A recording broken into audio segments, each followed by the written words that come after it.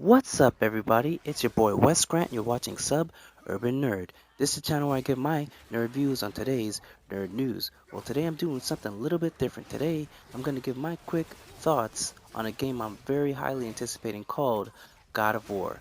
This will be the fourth sequel in the main series of the God of War series, not including the spin-offs God of War Ascension, God of War Ghosts of Sparta, and also God of War Chains of Olympus. This game is going to be taking place in a whole nother mythology.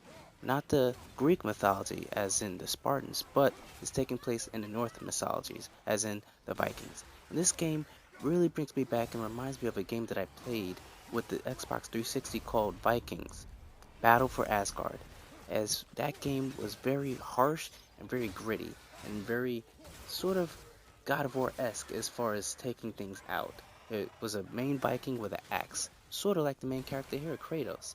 And that's one of the main things that I really like is the whole fighting mechanics and the way he fights. It's not like the original God of War where it's a bunch of combos, he's flipping all over the place, but it's very real. And that's because the motions and the actions that this Kratos does were all done with motion capturing. A real person put on a motion capture suit and did all the moves. All these moves and tackles and rushes that you see on the screen are all done by a guy. And bringing that, as you can see, there's some characters that you may not be able to just blast and start hit down, which is where the AI comes into play. And the AI comes into fact is the Kratos' son that we are introduced to in this whole new series. And his son's name is Atreus.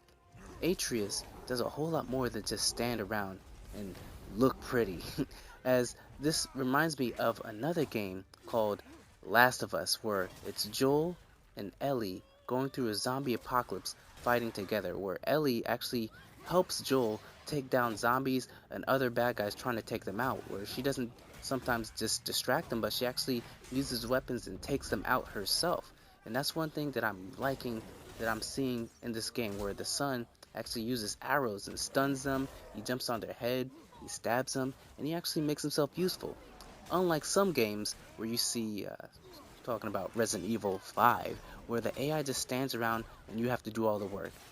But this one actually really is good because the weapon also that he has, and this weapon is called the Leviathan. And this is a two-handed war axe that is Kratos' main weapon in this God of War game.